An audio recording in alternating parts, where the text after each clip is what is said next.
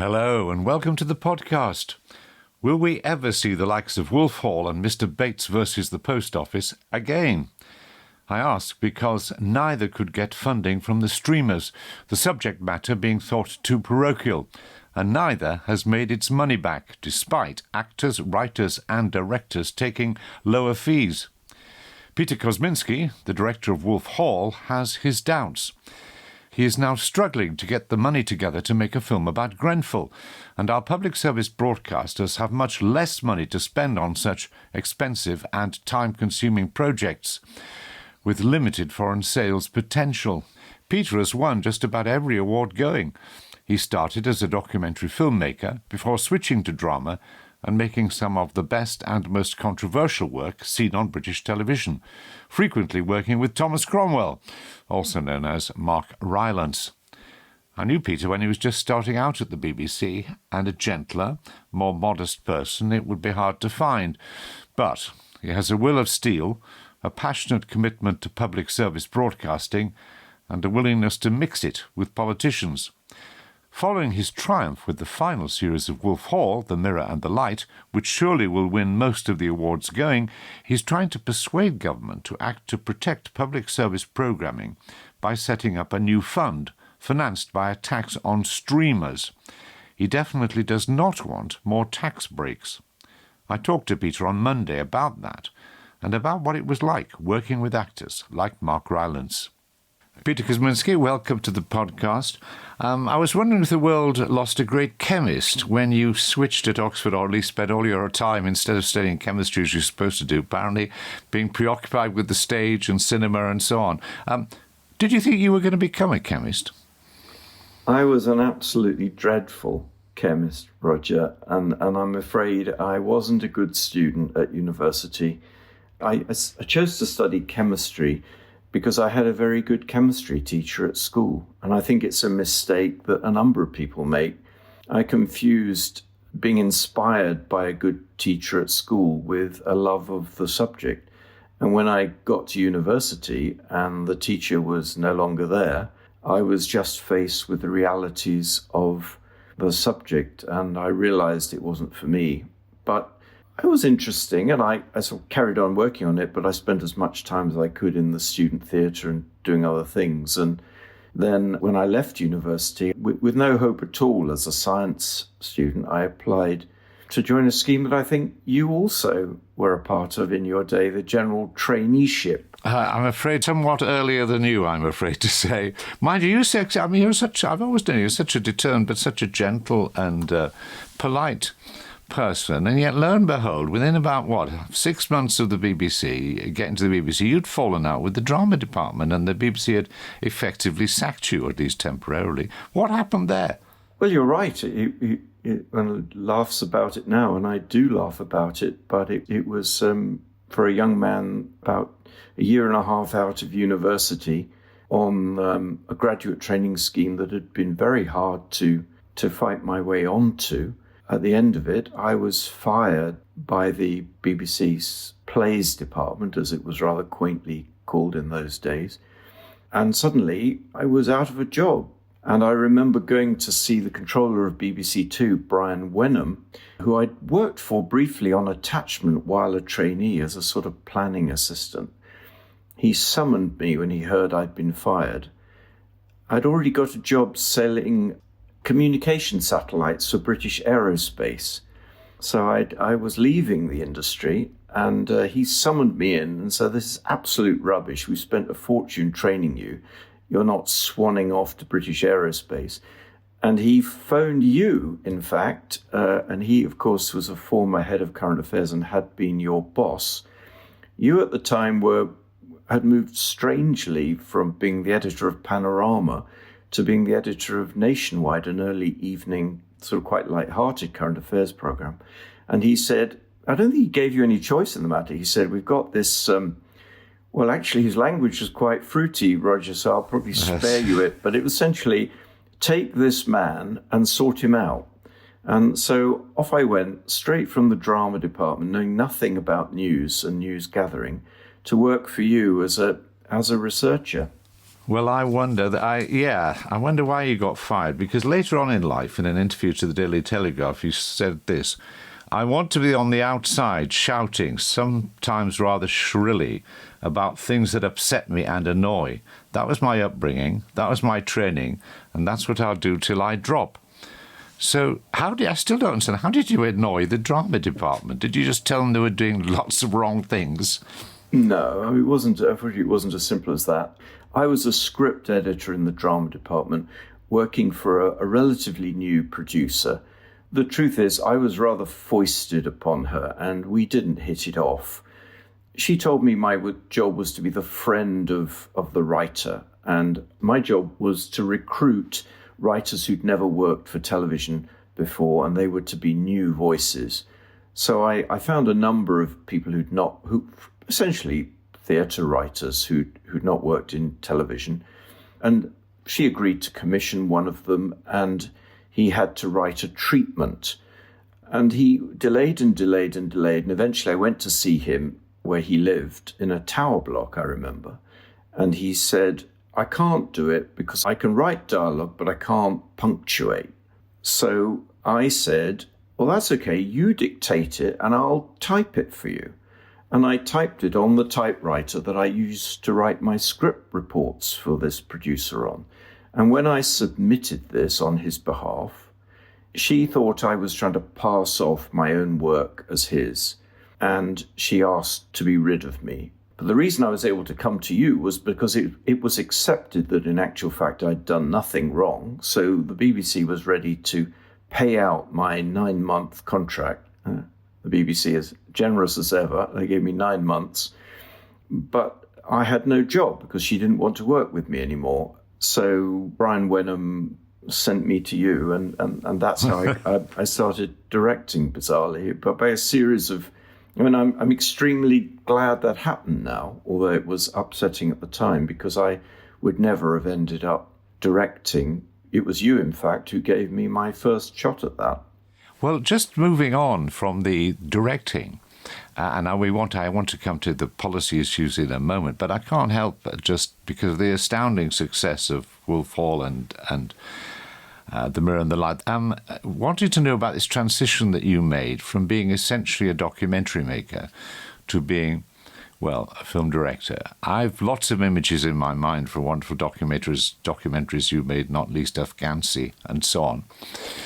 But I've often wondered, how on earth do you learn to work with actors? Because at a certain point, it's out of your control, whereas in nearly everything else, it's in your control. But when you're working with actors, how difficult was it for you to learn to do that? Well, you put your finger on it, of course, and bear in mind that I had never directed actors before. I hadn't worked in the theatre even as a student. As a student, I did the lighting in our student plays and also was a producer, but I never directed. And my first opportunity to direct actors was when I was given a drama to make by John Fairley, the director of programmes at Yorkshire Television at the time, back in 1989. In those days, and it was inconceivable now, it was possible for somebody like me who'd never directed a frame of drama to be given 4 hours of network television drama to make. So there I was, knowing absolutely nothing, literally nothing about how to do it, faced with making Shoot to Kill, which was actually quite a high-profile project about a scandal that had taken place in Armagh in, I think from memory, 1982. And faced with a cast of quite well-known actors, Jack Shepherd and others. And on the first day, I've no idea, really. So I just busked it, as you did in those days, and somehow got away with it. Well, except, hold on a second, you talk about just bust. You go on set, and instead of there being, a camera team of 4 or 5, whatever, you've got actors, and they're all looking round, and they're all waiting until you say something. And that must have been the most disconcerting feeling. You sort of look around for somebody, well, who's in charge? And then you realise quite terrifyingly, I am, right. But where did you get the confidence from? Well, I was very young and very of course, I wouldn't do it now. The older you get, the more you see all the shades of grey. In those days, I saw things in very black and white terms. I was determined to get back into drama. That had been my objective all along. My original plan was to make Shoot to Kill as a documentary, but nobody would agree to be filmed. And we found this source who'd never spoken to the press before, but he wouldn't be interviewed, but he told us a great deal, and the easiest way to tell the story that he was telling us was by dramatizing it. So there I had a script, and I had the money, and I had a crew. The only missing ingredient was the director, who was sort of absent. There was no director. It was me, and I had to somehow... bear in mind, I had no aspirations to be a drama director when I joined the BBC, but it sort of fell into it, and I had to somehow get through it. And it was about halfway through the first day. And bear in mind, this was an established Yorkshire television crew. They worked together all the time. Yeah. So, I felt like being back at school, being bullied, It was terrifying. Yeah. And about lunchtime, the first AD, who was we didn't get on like a house on fire, let's put it that way. He came up to me and said, well, we were all quite worried, but it looks like you at least know roughly what you're doing, so I guess it's going to be okay. And with that resounding vote of confidence, you charged onwards. Now, if you leap forward then to Wolf Hall and The Mirror and the Light, of course, the thing that really struck me about it, watching it, apart from the dazzling visuals and the lighting and et cetera, is that large part of it is carried not by words, but by the face of Mark Rylance, who is able to transmit thought in the most extraordinary way. It is a form of genius, isn't it? But as a director, what can you offer? You don't just put the camera on him, do you? How do you work with him on a scene like that, where essentially the words are not on the page? How do you do it? Well, luckily, I've worked with Mark Rylance 4 times, and luckily I came to the point, because he is one of the world's great actors, and has obviously won an Oscar and many Tonys, an extremely successful actor. And luckily, I came to working with him at a point in my career where, unlike on that first occasion that we've been discussing, I had been doing it for a while. And I'd learned a few things. And probably in terms of actors, the most important thing that I'd learned was, if you don't have anything useful to say, shut up. Now, when you first start out, you sort of think, well, I'm the director. Inside, of course, you're panicking. But you think, well, I've got to say something. Otherwise, people will think, what's he here for? But over time, I've realized if you cast the right people, and I spend a sort of ludicrous amount of time casting with, in this case, Robert Stern, an immensely talented casting director. If you cast the right people, and if you've got the script right, then really the only thing you need to do is offer what you might characterize as little nudges on the tiller. And the way I would work with Mark, this would apply to most really accomplished actors that I've had the good fortune to work with, is I'm not saying anything like crass, like go a bit faster, or, can you walk over there? Or it's nothing like that. The conversations I have with them are about where their head is. So we're talking about what went before, so what the characters just been through, what their preoccupations might be, what their mood is in a particular scene, what they might be trying to achieve in any given moment, what their feelings are towards some of the other characters in the scene with them. I learned very early on that if you say things like, and I'm taking a trivial example to make the point, if you say something like, go faster, you're coming at it from the outside in. And of course, when you're a director or a viewer, you view the performance from the outside, but actors don't work that way. They work from the inside out. They're trying to figure out where the character's head is. They're trying to inhabit that space intellectually, emotionally, themselves. And what happens on the outside, the exterior, takes care of itself. So if I say, could you open your eyes a bit wider, or something technical, or could you look more in a more of a steely way? That's no help at all, because they're thinking, well, why am I looking in a steely way? I'm not sitting here with you thinking, I've got to make my face look sort of annoyed. I'm feeling things and my face does its business. And that's what you have to try and work with the actors to do. It's slightly frightening, I would have thought. There's a sort of alchemy involved, isn't there? I mean, looking back at when Claire Foy's Anne Boleyn is facing execution, that was so disturbing that you felt the actor themselves must have been disturbed, because there are some things that the intensity of which you think they have to be experiencing at the time. Is that just good acting, or are they? Have you found yourself, let's say that particular case, having to be very careful with an actor because of what the emotions they're going through? Absolutely. Absolutely. I mean, Claire Foy is a particularly talented actor, but she is different from other actors. Different, for example, from Mark Rylance. Well, every actor is different, obviously. Claire appears, it's not true actually, but she appears to switch it on and off like a light. So she can do a scene, even a very emotional scene, and then you say cut, and she's laughing and joking and talking about, what's that funny smell, or, in the room.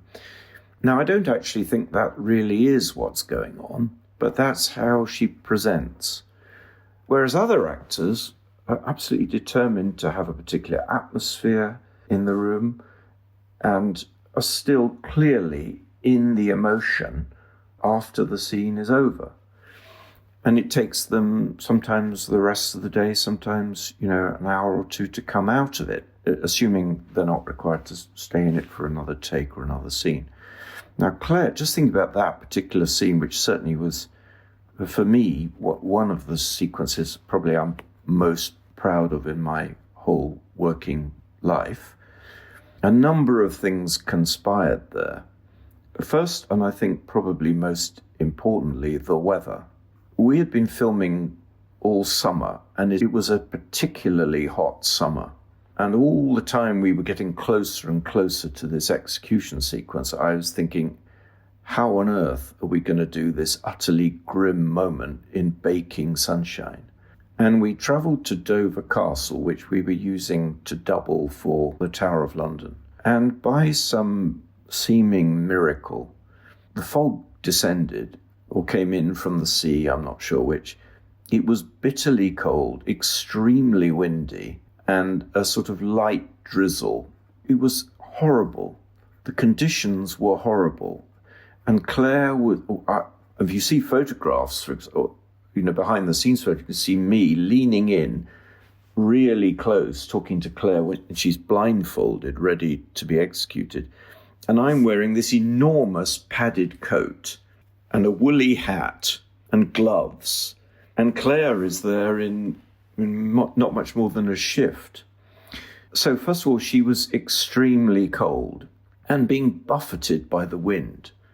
And secondly, she is one of the great actors. And we filmed it intentionally almost at the very end of the shoot. So she had played the whole of that story and had felt the vice tightening around her as Henry withdrew his favour from her. And I suppose a good script, an evocative set created by Pat Campbell, our extraordinary designer, and the weather all conspired to give one of the most memorable scenes I've been involved with.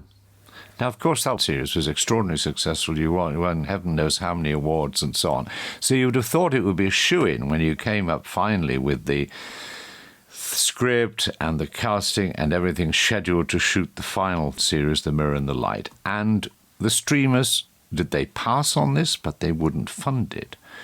Why not? I mean, it seems incomprehensible. What does it tell us about the streamers that they did not want to finance the series? Well, the first thing to say about the streamers is that they make some fantastic programs. I'm not against the streamers, and I think in many ways, they have transformed our industry. They've made television, high-end TV drama, what we think of as the long form, 8 parts, 12 parts, the medium of choice for some of the great actors of the world. They've hijacked that from the feature film, almost. So they've given our medium a shot in the arm, and I'm enormously grateful to them for it. But they are the sort of ultimate expression of a free market in television. And like all free markets, the closer you look, the more you can spot certain market failures. And there is a very glaring market failure, if you're a British audience member, in this free market that is being perpetrated by the streamers. And that is for dramas that are of particular interest to a British audience. Because the streamers their model of program making is, well, they would say it's an international model. I would say it's international, but largely American. They are always asking themselves, how will this play for an American audience? And there are some dramas, for example, Mr. Bates and the Post Office would be a good example, and perhaps Wolf Hall as well, that are of enormous interest to a British audience and attract large audiences and critical acclaim. And if you think about Mr. Bates, it transformed really the debate on a really important issue of public policy, but of no interest at all to the streamers. And the streamers weren't interested in funding Mr. Bates, and they weren't interested in funding Wolf Hall. And the difficulty we've got is because the streamers have arrived here, because of our wonderful tax breaks here, they've arrived in force in Britain with their very deep pockets and very generous checkbooks, and they've competed for the limited number of top-quality crews and facilities that we have here. And the result of that, as it always is to drive the price of those things up, to the point where the BBC and Channel 4 and ITV and other public service broadcasters cannot afford to make those kinds of programs anymore. So you've got a paradox here, haven't you, where the Netflix and others, their income is going up, but the BBC's, for example, since I think 2010, in real values, the licence fee, has gone down by 38%. And we can see the advertising crisis affecting ITV and Channel 4 at the same time. So precisely at the moment when, if you like, there's these opportunities, one side has a lot of money, the other side doesn't. The technicians and others are prospering, but you've got a collapse in many ways in the independent sector in this country. Now, what could governments can do? You went before or sent a submission to Parliament, and you did not pitch for further tax breaks. Why not?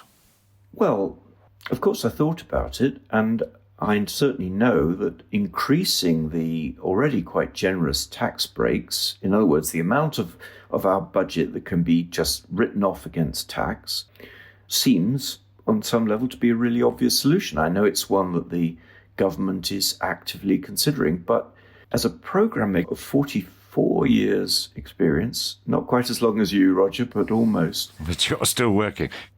Still going.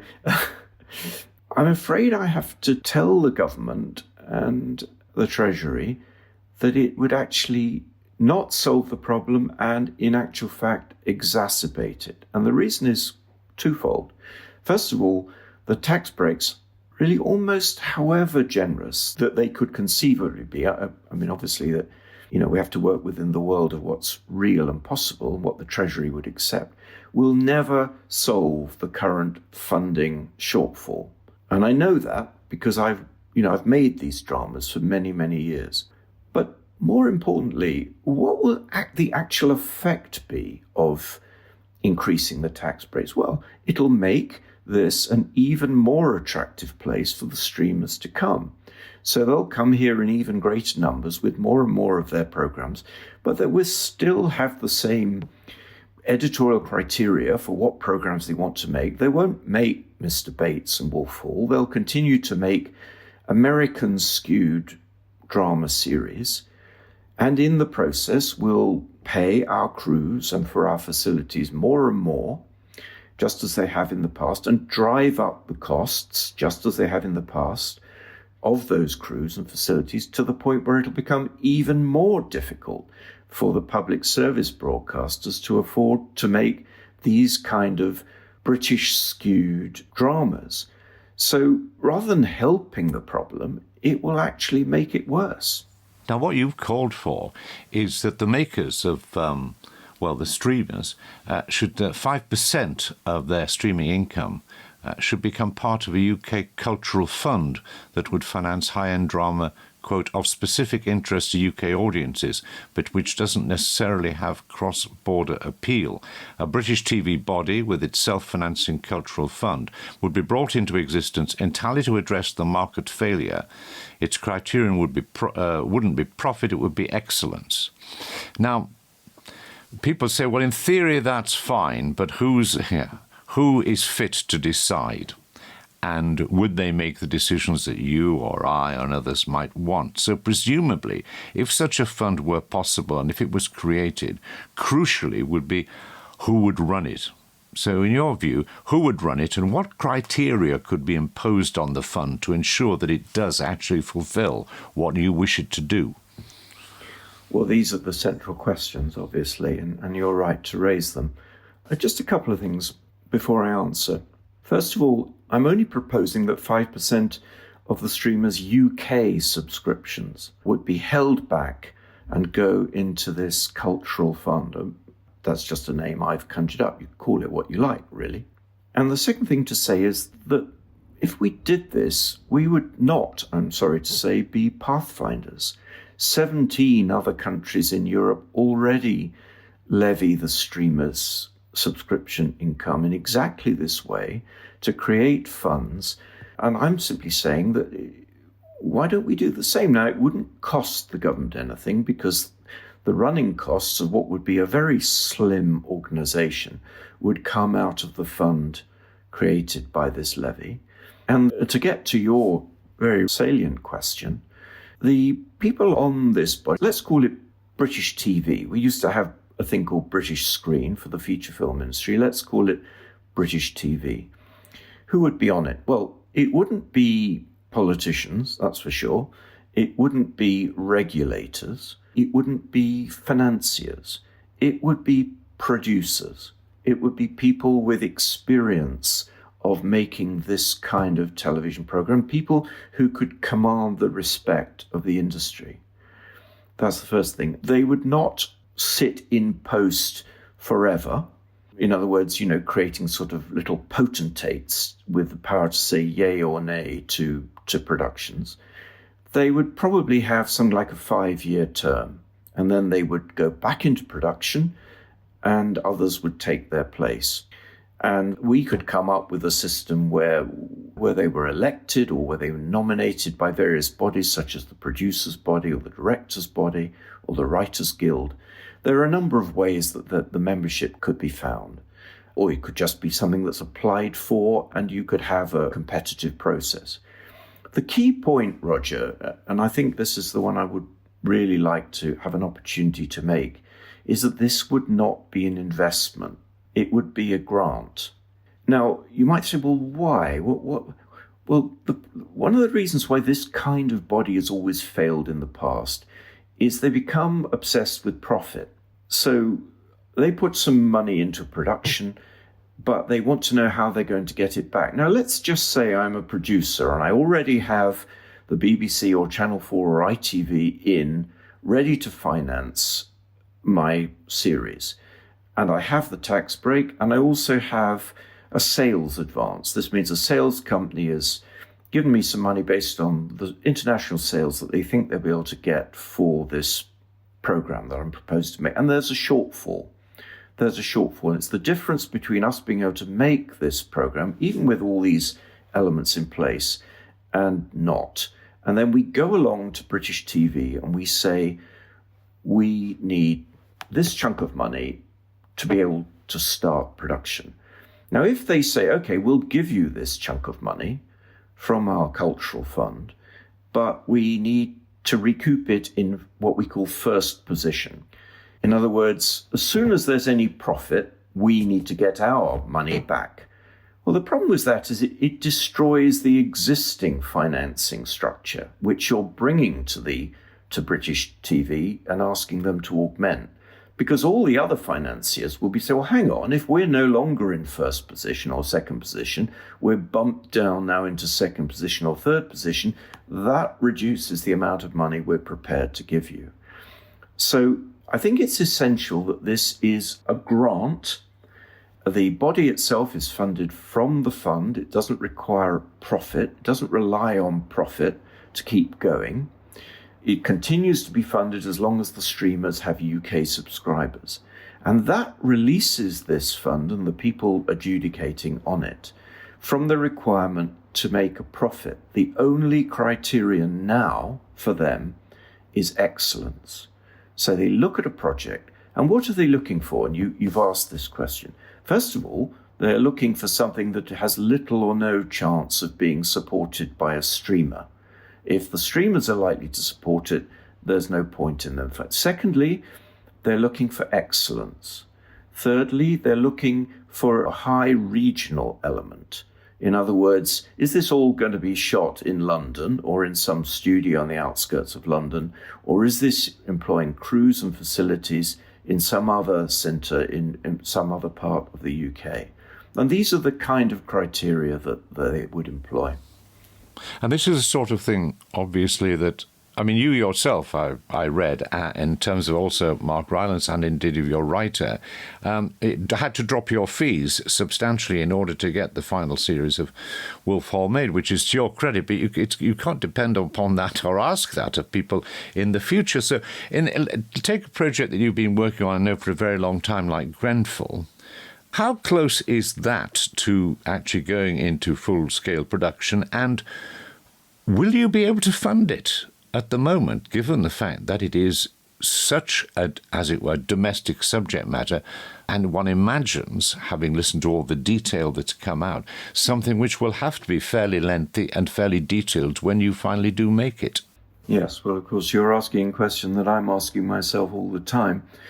Well, the first thing to say is that I'm still writing Grenfell, that there's tens of thousands of pages of evidence to wade through. We've been researching it for over 7 years, and it'll take me a while to read through the evidence, and then I'm going to write it. We've held back until this point because we wanted to wait for the inquiry to report, and also just feeling that it was inappropriate to make a drama like this too close to the events themselves. So hopefully by the time we're ready to go into production on Grenfell, this cultural fund that I'm talking about will be up and running. The government will have decided to mandate the streamers to hold back 5% of their UK subscriptions, put it into this fund, which will be up and running. And our producers, Mark Pybus in this case from the production company called The Forge, will be able to approach the cultural fund, approach British TV, as I've called it, and ask for exactly the kind of grant that will enable us to make it. But the central point you're making is exactly right. Any drama about the Grenfell Tower fire, though it's likely to be of significant interest to a British audience, will be of absolutely no interest to the streamers, and they would not make it under any circumstances. So we have to say to ourselves, how does a drama like Grenfell, which will be depicting an event that had a seismic emotional impact on our society, in which a large number of people died completely unnecessarily and in the most tragic circumstances, and an even larger number of people were left homeless, stepping from their homes, much as they have been in Los Angeles in the last few weeks, literally just with the clothes they're standing up in, and having to try to rebuild their lives.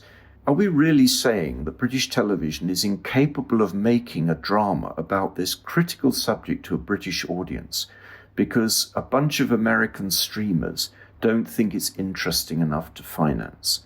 And that's the central question that lies behind the proposal I have put to the Culture, Media and Sports Select Committee in the last week. And when they meet Chris Bryant, the government minister from the DCMS, tomorrow morning, and question him about this issue, I very much hope that they will ask him that specific question.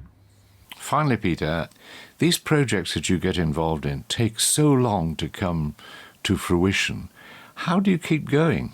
I mean, it's not as if you can run off and do many other things while you're working on these things. Of course, every person like you has a number of projects, but going at one time. But how do you keep going? Well, that's a very good question. Look, it's a bit difficult to answer this because I don't want to seem like I'm sort of puffing myself up, but I've never been in this really for the money. There are other forms of directing drama where you move swiftly from project to project, what we call a gun for hire, and you can become very rich indeed doing that.